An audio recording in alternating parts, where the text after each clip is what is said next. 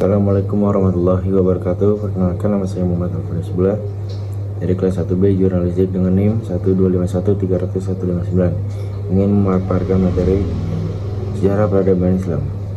Yang pertama itu ada era Khulafaur Rasyidin 632 Masehi sampai 661 Masehi. Setelah wafatnya Nabi Muhammad SAW, kepemimpinan umat Islam dilanjutkan oleh 4 khalifah utama, Abu Bakar As-Siddiq, Umar bin Khattab, Utsman bin Affan, dan Ali bin Abi Thalib. Pada periode ini Islam berkembang dengan pesat dan berhasil menyatukan seluruh jazirah Arab dalam sebuah kesatuan keimanan dan pemerintah. Khalifah Abu Bakar berhasil mengatasi pemberontakan dan mempersatukan umat Islam. Di era Umar bin Khattab, wilayah kekuasaan Islam meluas hingga menyentuh Persia, Mesir, Syam, dan sebagai besar wilayah Bizantium. Utsman bin Affan dikenal karena usaha kodifikasi Al-Quran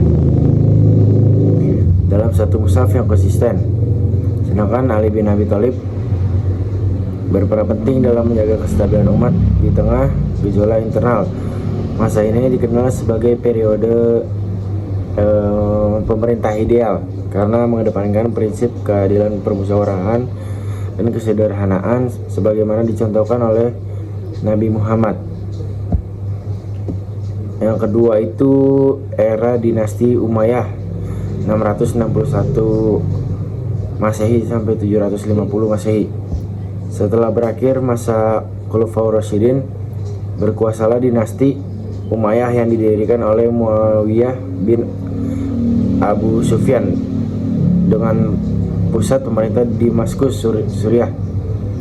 Pada masa ini wilayah kekuasaan Islam meluas secara signifikan, membentang dari Spanyol di barat hingga India di timur.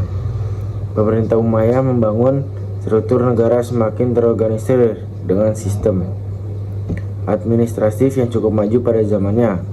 Bahasa Arab dijadikan sebagai bahasa resmi negara, dan seni serta arsitektur mengalami perkembangan pesat. Contohnya membangun Kubah Sokro di Yerusalem.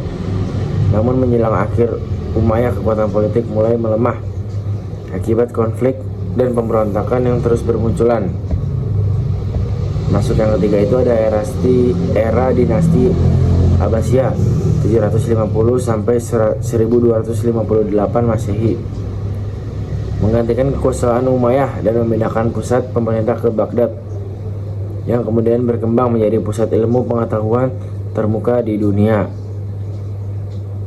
Periode ini dikenal sebagai zaman keemasan Islam. Pemerintah mendirikan institusi pendidikan seperti Baitul Al-Hakim, Al-Hikmah, atau Rumah Kebijaksanaan, yang menjadi tempat penerjemah karya-karya ilmiah dari Yunani, Persia, dan India ke dalam bahasa Arab. Ilmuwan besar lahir pada masa ini seperti Al-Khwarizmi di bidang matematika, Ibnu Sina dan dalam kedokteran, Al-Farabi dalam filsafat, Al-Haytham di bidang optik. Selain ilmu seni, sastra, dan arsitektur, Islam juga mengalami kemajuan luar biasa. Akan tetapi masa kemasan ini mulai meredup karena perselisihan politik, kemewahan berlebihan di kalangan penguasa, serta serangan bangsa Mongol yang akhirnya menjatuhkan Baghdad pada 1258 Masehi. Masuk keempat yaitu ada era peradaban Islam di Andalusia 711 sampai 1492 Masehi. Islam memasuki semenanjung Iberia atau kini Spanyol dan Portugal pada tahun 711 Masehi melalui pasukan Torik bin Ziyad yang menaklukkan wilayah tersebut dari kerajaan Visigoth. Wilayah ini kemudian dikenal sebagai Andalusia dengan pusat-pusat kebudayaan seperti ada Cordoba, Granada, dan Sevilla. Di bawah pemerintah Umayyah Andalusia, Islam mencapai puncak kejayaan dalam bidang ilmu pengetahuan, filsafat, seni, dan arsitektur. Kota Cordoba menjadi salah satu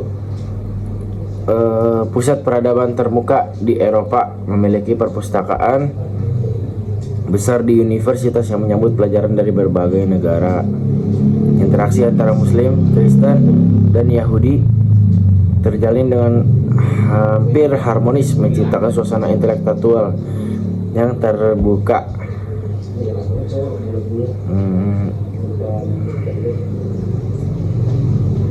Interaksi antara Muslim, Kristen, dan Yahudi terjalin dengan hampir harmonis, menciptakan suasana intelektual yang terbuka dan produktif. Namun sering berjalannya waktu, kekuasaan Islam di Andalusia melemah akibat perpecahan internal dan tekanan dari kerajaan-kerajaan Kristen utara. Kekuasaan Islam akhirnya berakhir pada tahun 1492 Masehi. Setelah runtuhnya Granada, kerajaan Islam terakhir di Spanyol. Kesimpulannya itu, perjalanan sejarah peradaban Islam dari masa Khulafaur Rasyidin hingga era Andalusia memperlihatkan proses panjang pembangunan tatanan sosial, politik, dan ilmu pengetahuan yang luar biasa. Dari permulaan sederhana di Madinah, Islam tumbuh menjadi kekuatan dunia dengan warisan keilmuan dan budaya yang berpengaruh hingga sekarang. Nilai-nilai keadilan, ilmu pengetahuan, toleransi,